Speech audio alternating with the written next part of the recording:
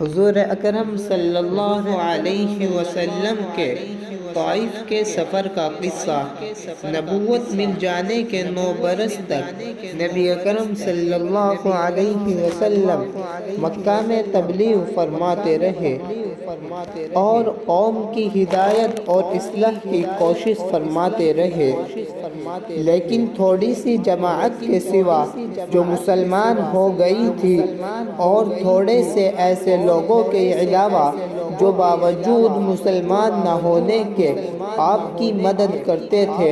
اکثر کفار مکہ آپ کو اور آپ کے صحابہ رضی اللہ عنہ کو ہر طرح کی تکلیفیں پہنچاتے تھے، مذاق اڑاتے تھے اور جو ہو سکتا تھا اس سے درگزر نہ کرتے تھے اس سے رکتے نہ تھے۔ حضور صلی اللہ علیہ وسلم کے چچا ابو طالب بھی انہی نیک دل لوگوں میں تھے جو باوجود مسلمان نہ ہونے کے حضور صلی اللہ علیہ وسلم کی ہر قسم کی مدد فرماتے تھے۔ 10ویں سال میں جب ابو طالب کا بھی انتقال ہو گیا تو کافروں کو اور بھی ہر طرح کھلی آزادی مل گئی تو کافروں کو اور بھی ہر طرح کھلے مہار اسلام سے روکنے اور مسلمانوں کو تکلیف پہنچانے کا موقع ملا۔ حضور اقدس صلی اللہ علیہ وسلم اس خیال سے طائف تشریف لے گئے کہ وہاں قبیلہ خاندان کی بڑی جماعت ہے، اگر وہ قبیلہ مسلمان ہو جائے تو مسلمانوں کو ان تکلیفوں سے نجات ملے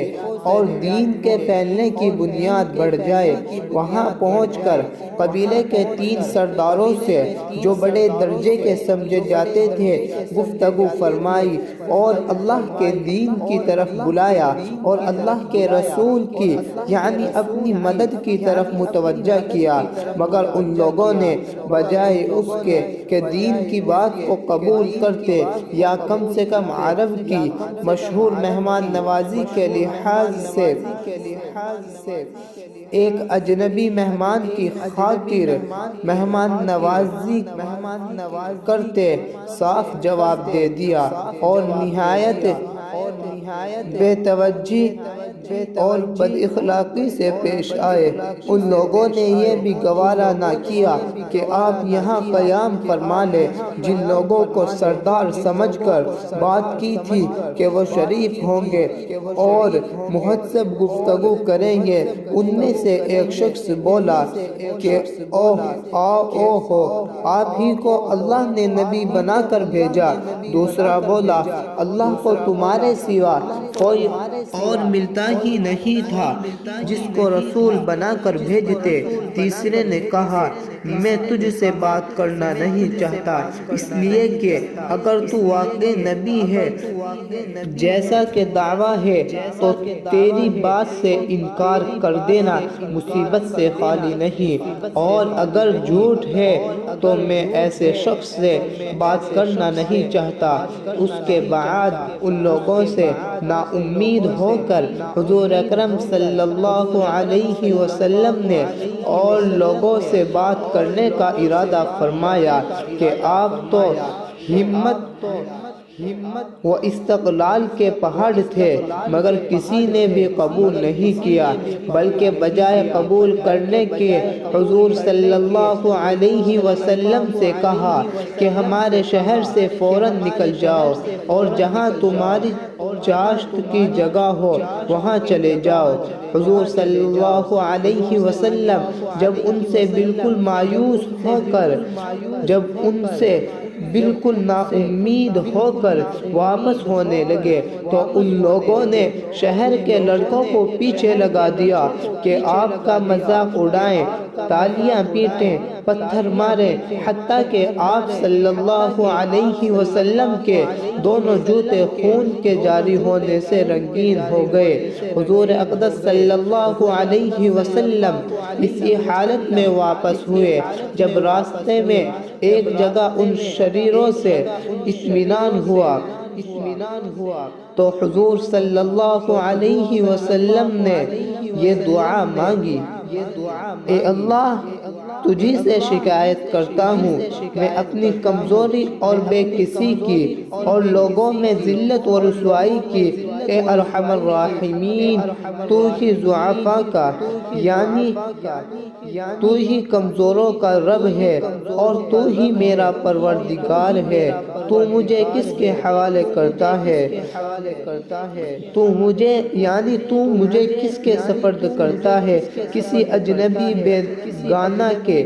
کسی اجنبی بغیر کے جو مجھے دیکھ کر ترش روح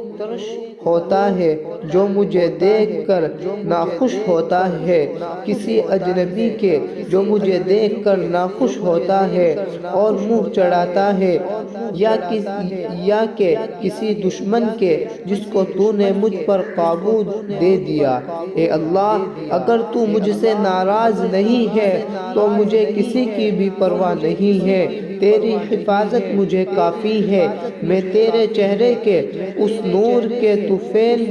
اس نور کے ذریعے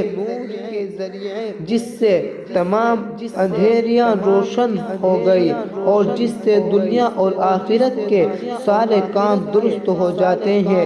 اس بات سے پناہ مانگتا ہوں کہ مجھ پر تیرا غصہ ہو یا تو مجھ سے ناراض ہو۔ تیری ناراضگی کا اس وقت تک دور کرنا ضروری ہے جب تک تو راضی نہ ہو۔ نہ تیرے سوا کوئی طاقت ہے نہ قوت۔ مالک الملک کی شان قہاری،